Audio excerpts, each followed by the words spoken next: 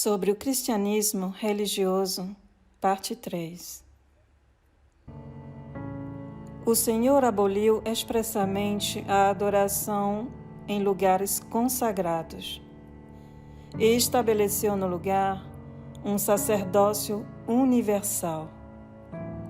Vamos ler nos Evangelhos. Disse-lhe a mulher: Senhor, vejo que és profeta. Nossos pais adoraram neste monte, e vós dizeis que é em Jerusalém o lugar onde se deve adorar. Disse-lhe Jesus: Mulher, crê-me que a hora vem em que nem neste monte, nem em Jerusalém adorareis o Pai. Aqui o Senhor diz claramente que os seus discípulos não vão adorar a Deus num lugar específico, em nenhum lugar consagrado, como no Monte de Samaria ou no Templo de Jerusalém. O Senhor diz: Mas a hora vem, e agora é chegada a hora em que os verdadeiros adoradores adorarão o Pai em espírito e em verdade. Porque o Pai procura tais que assim o adorem. Deus é espírito, e importa que os que o adoram em espírito e em verdade. João 4, versículos 6 a 24.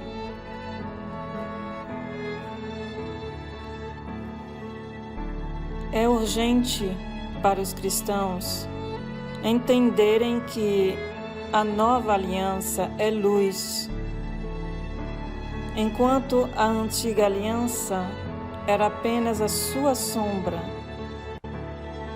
Entenderem que o rito antigo de adoração era carnal, ou seja, era cumprido unicamente em aparência. Podia ser considerado como adoração o simples fato de ir ao templo. E isso mesmo se o crente o fizesse apenas para manter uma aparência exterior de piedade.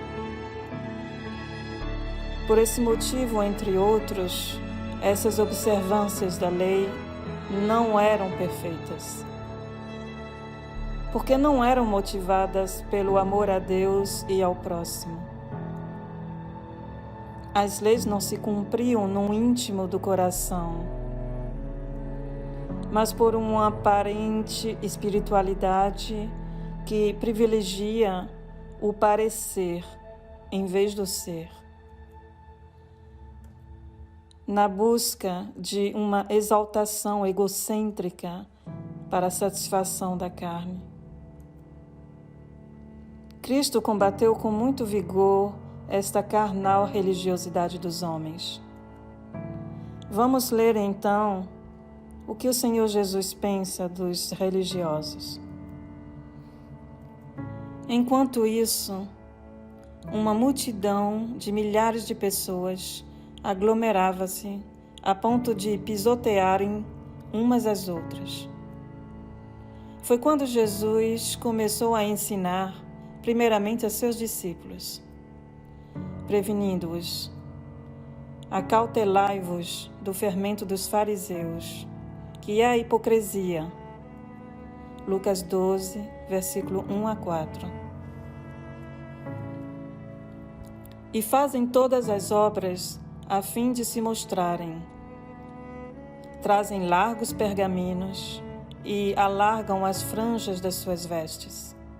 E amam os primeiros lugares nas ceias e as primeiras cadeiras nas sinagogas e as saudações nas praças, e serem chamados pelos homens, mestres, mestres.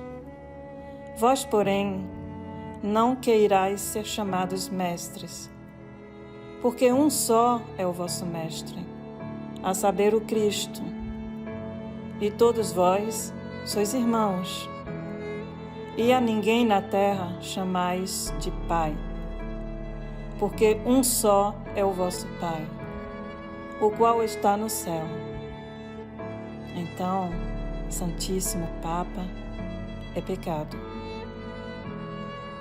Nem vos chamais mestres, porque um só é o vosso mestre, que é o Cristo.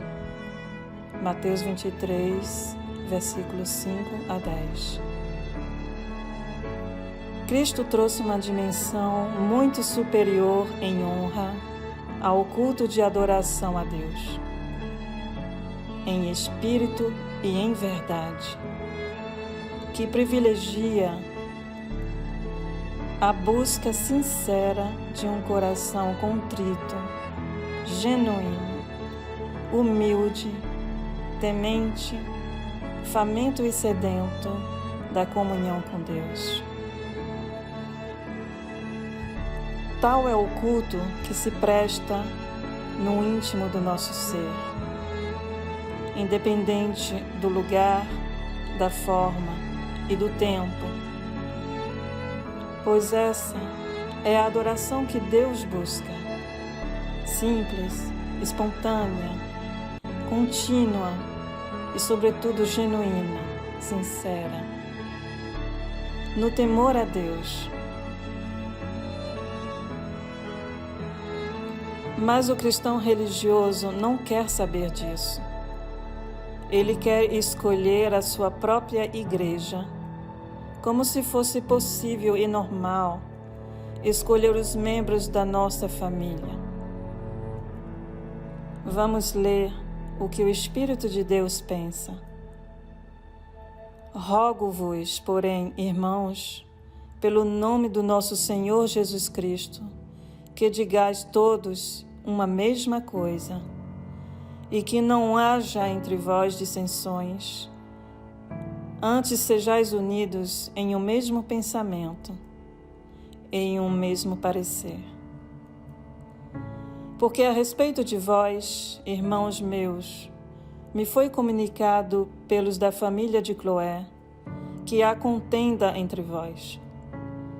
Quero dizer com isso que cada um de vós diz: eu sou de Paulo, e eu de Apolo, e eu de Pedro, e eu de Cristo.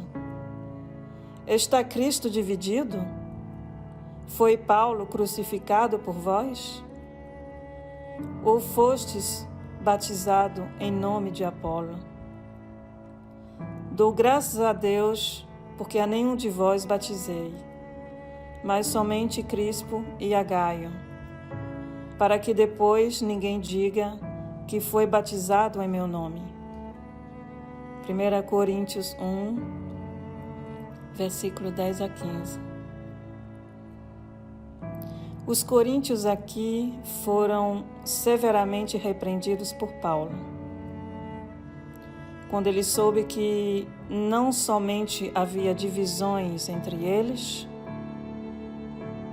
além de estarem se dividindo em partidos segundo os seus obreiros preferidos.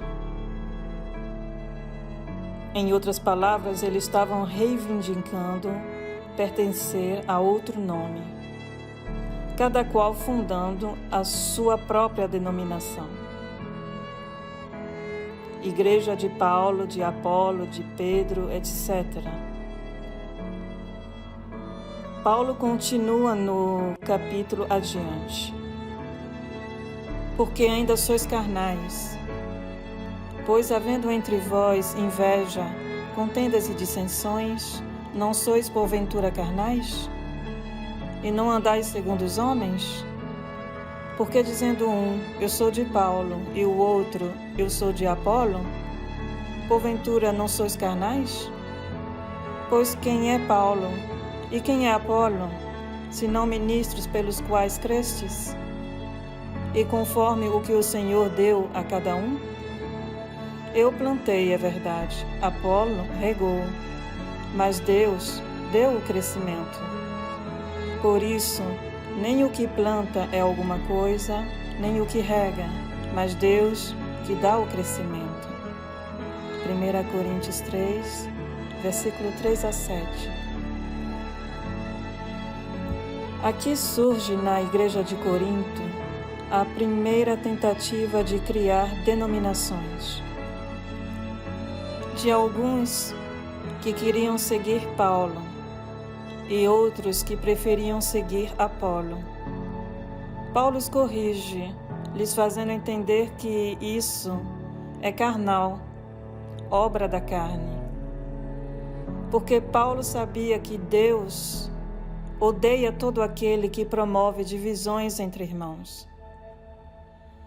A palavra diz: estas 6 coisas o Senhor odeia, e a 7ª a sua alma abomina: olhos altivos, língua mentirosa, mãos que derramam sangue inocente, o coração que maquina pensamentos perversos, pés que se apressam a correr para o mal, a testemunha falsa que profere mentiras, e o que semeia contendas entre irmãos.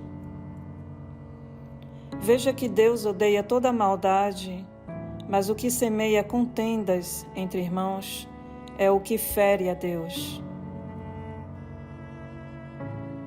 O cristão religioso também escolhe a sua igreja em função da doutrina que lhe convém ouvir. Vamos ler o que diz a palavra sobre esse tipo de crente. Porque virá tempos em que não suportarão a sã doutrina, mas tendo comichão nos ouvidos, amontoarão para si doutores, conforme as suas próprias concupiscências, os seus próprios desejos, e desviarão os ouvidos da verdade, voltando a fábulas. 2 Timóteo 4, versículo 3 a 4. Então, observe esse número incrível de denominações religiosas, amada irmã, que separam os cristãos baseado em doutrinas diferentes, quando a Bíblia é uma só, a sã doutrina é uma só, o Pai é um só, Cristo é um só e o Espírito Santo é um só. Divisões, dissensões, seitas religiosas são obras da carne que são manifestas, ou seja, aparentes, que falam por si mesmas. E elas desqualificarão a muitos.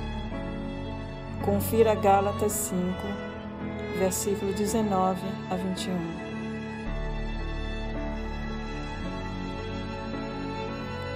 Muitos religiosos acreditam que somente os membros das suas religiões serão salvos.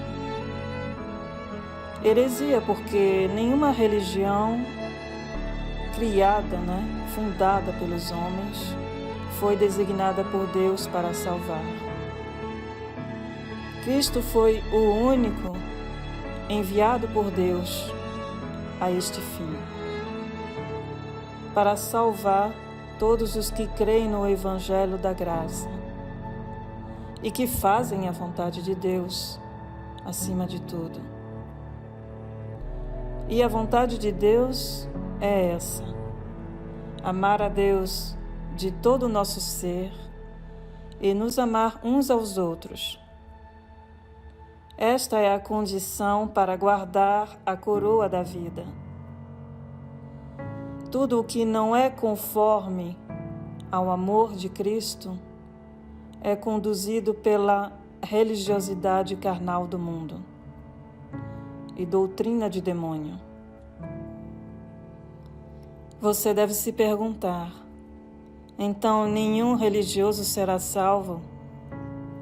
Sim, todo aquele que é ovelha e não bode, que é trigo e não joio, todo aquele que, ouvindo a voz do Mestre, o chamar para fora, sai jubiloso para segui-lo. Esse estudo deve te fazer meditar no propósito de Deus. Pois Deus permite esse evento da pandemia e das tribulações dos últimos dias, não somente para provar os incrédulos da terra, mas como também os cristãos. Cristo está batendo na porta. Ele busca fazer um face a face com os crentes. Aquele que abrir a porta ceiará com o Senhor e o Senhor com ele. Apocalipse 3, versículo 20. Fechando os lugares consagrados aos cultos religiosos durante a quarentena, Deus faz realizar aos crentes o quanto a religiosidade tem dominado seus corações. Todos os religiosos se depararam com essa experiência atípica e desconhecida da adoração em espírito e em verdade. Mesmo se muitos se sentiram separados de Deus, outros entenderam que Deus está mais presente em suas vidas do que nunca. Deus está preparando a sua igreja. Cristo está chamando o seu rebanho para fora do Egito. Entenda que o Senhor não vem buscar instituições religiosas dos homens, nem religiosos hipócritas, mas Ele vem buscar os seus santos, a sua noiva amada, casta, pura e reservada para Ele, que Ele próprio comprou com o seu sangue, a igreja que Ele mesmo edificou através do Espírito Santo.